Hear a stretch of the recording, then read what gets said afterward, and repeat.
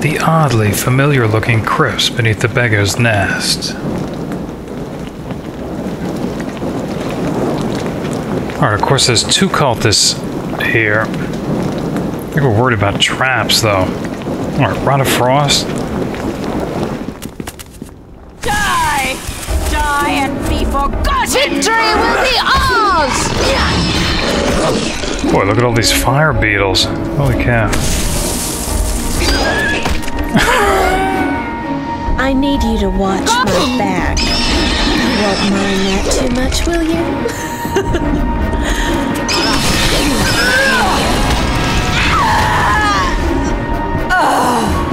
Alright, kind of lost track of what was going on here. Still just regular cultists, though.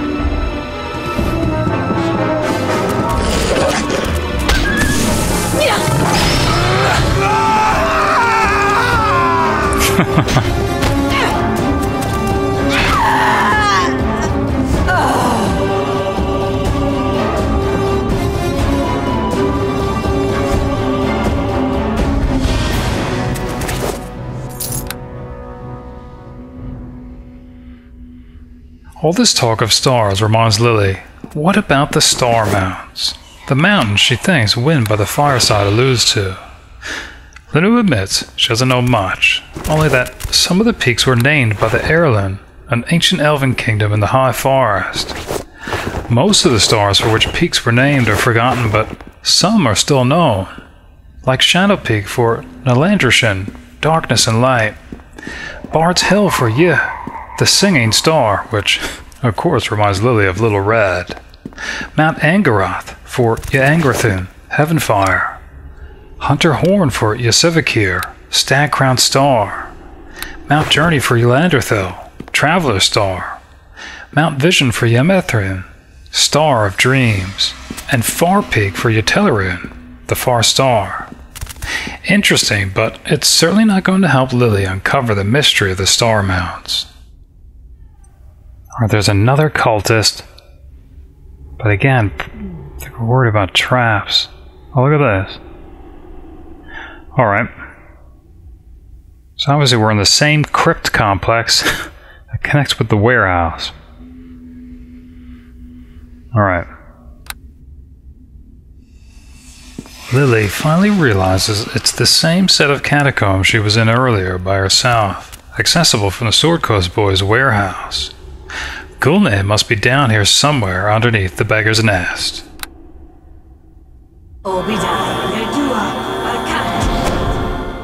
Lily sets Bones ahead.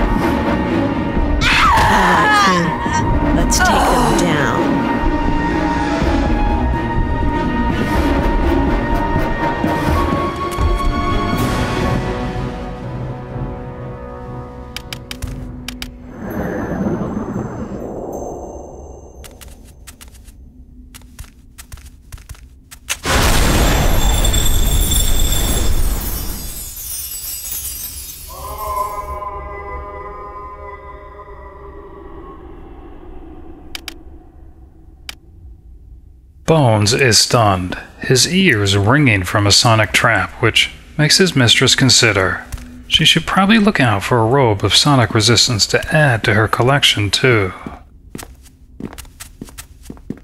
Yeah, I have to say, it seems a little odd that one of the only energy types the game does not offer a cloak of resistance against is sonic damage, as from Thunderstones or Bardic abilities. They have robes for acid, cold, electrical, and fire resistance, but not sonic. Though I guess, to be fair, they don't offer a robe of negative energy resistance either. Alright, as before, off in the distance, Lily can hear the sound of a door opening. I could probably guess which one that is.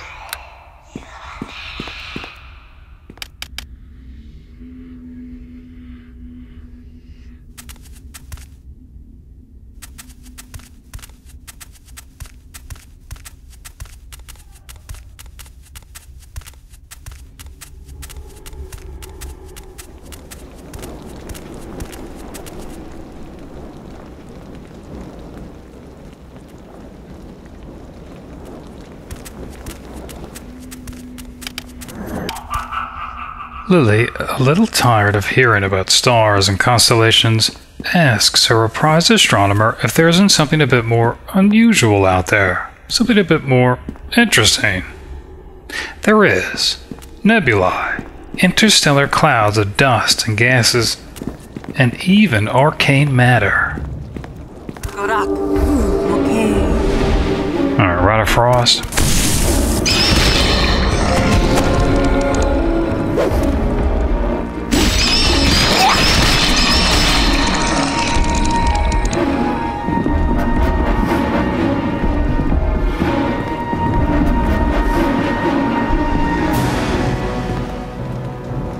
Lily focuses on a piece of woven fabric for bones.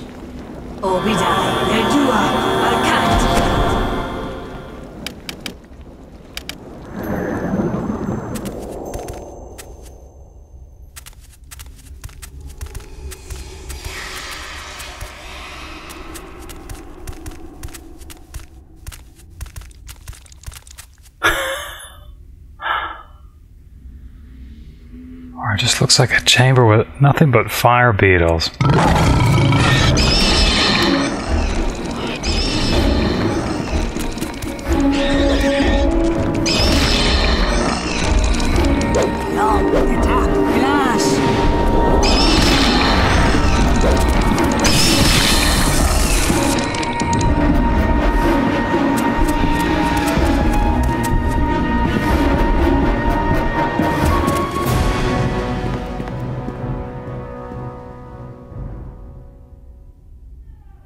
Linu explains that the two nebulae she's about to describe sail around the heavens in a very slow orbit, taking nearly 4,000 months to make a complete revolution around the celestial heavens.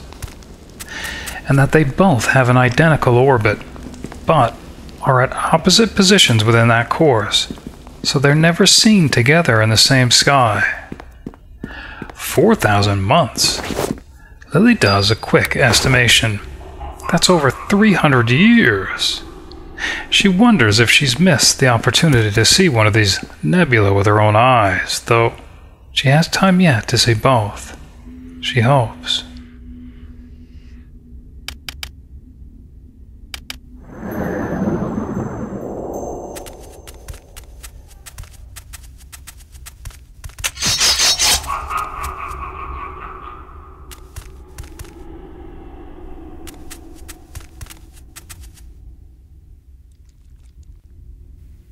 Wow, bloated dire spider.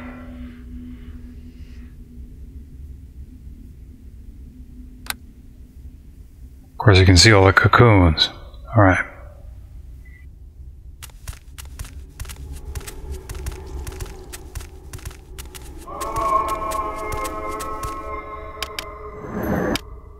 Lily is nervous, and being with Lady Luckless doesn't help either. She decides that her and Linu should share some healing elixirs.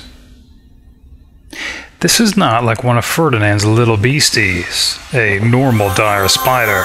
He's bloated. She's not sure what that might signify, but is fearing the worst. Bloated with more poisonous venom, perhaps. She asks Linu if she's familiar with spider poisons. As a healer, she is. Most spider poisons sap a victim's strength. Gargantuan ones have been known to immobilize a grown man, leaving him helpless on the ground for the spider to... Lily interrupts her authority on arachnids with a raised palm. She's not helping. Lily's crooked finger pulses with pain, almost like it remembers.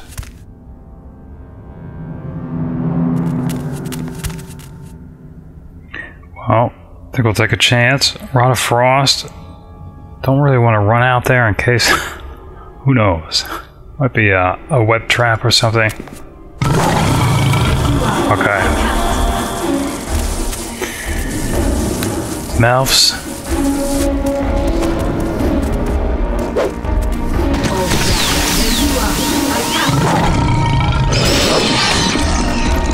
Yeah, alright, it's only injured, and Bones, of course, is probably poisoned.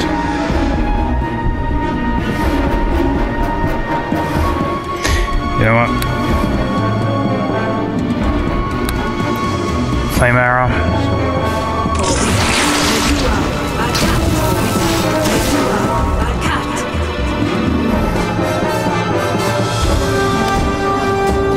Trying to save Bones, but probably too late.